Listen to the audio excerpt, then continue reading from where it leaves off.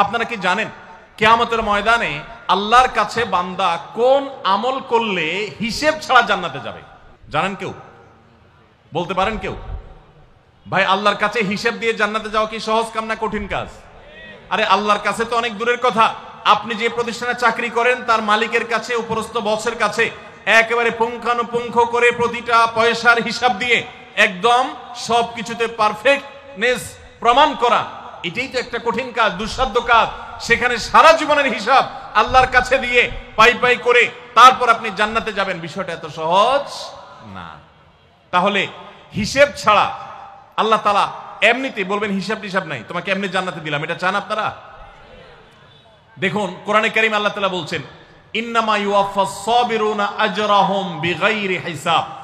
আল্লাহ বিনিময় দেওয়ার ক্ষেত্রে, সওয়াব দেওয়ার ক্ষেত্রে দুনিয়াতে যারা সবরকারী হবে, যারা ধৈর্যশীল হবে, যারা সহিষ্ণু হবে, যারা নিজেকে নিয়ন্ত্রণ করতে পারবে, এই সবরকারীদেরকে আল্লাহ তাআলা হিসেব ছাড়া দিবেন, তাদেরকে সওয়াব দিবেন হিসেব ছাড়া।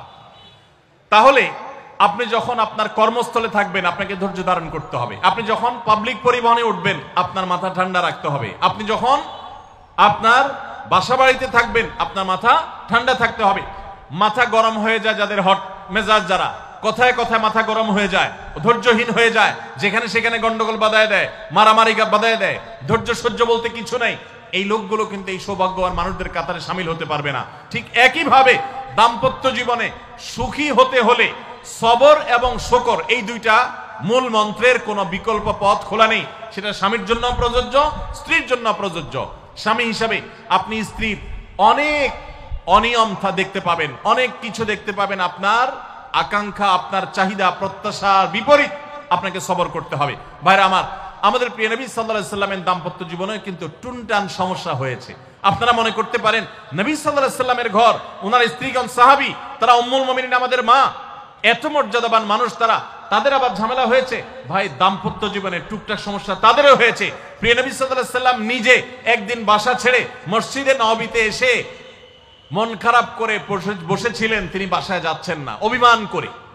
ওমর রাদিয়াল্লাহু তাআলা আনহু বিষয়টা বুঝতে পেরে, তার মেয়ে যেহেতু নবী সাল্লাল্লাহু আলাইহি সাল্লামের স্ত্রী, তিনি সেখানে গিয়ে ভেতরে প্রবেশ করে তার সাথে কথা বলে তথ্য উদ্ঘাটন করে সেটা মিটমাট করার ব্যবস্থা করেছেন।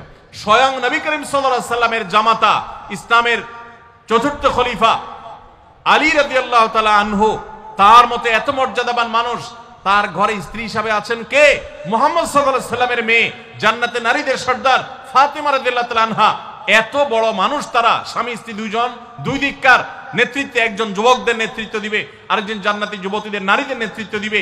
এত বড় মর্যাদাবান মানুষ, তাদেরও দাম্পত্য জীবনে কিন্তু টুনটান হয়েছে। একবার আলী রাদিয়াল্লাহু তাআলা আনহু এসে মসজিদে টানটান হয়ে শুয়েছিলেন মাটিতে, মনটা খারাপ, ঘরে একটু হালকা ঝামেলা হয়েছে, তো এই জন্য মসজিদে নববীতে এসে মাটিতে শুয়ে আছেন।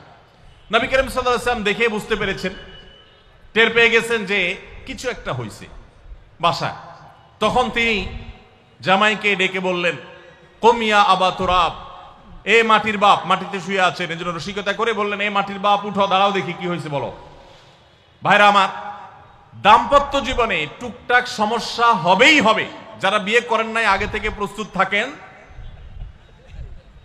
বুকে পিঠে ছালার বস্তা সব বেঁধে রেডি থাকেন। বিশেষ করে সময় যেভাবে গড়াচ্ছে, তাতে করে সামনে থেকে হেলমেট পরেও যাওয়া লাগতে পারে।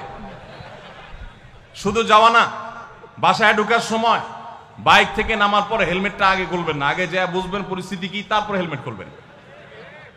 বুঝেন নাই? দাম্পত্য জীবনে টুকটাক সমস্যা হবেই, এটা প্রত্যাশিত। মনে রাখবেন, এই জিনিসটা যদি আপনি আগে থেকে মাথায় রাখেন তাহলে আপনার কষ্ট অনেকখানি দূর হয়ে যাবে।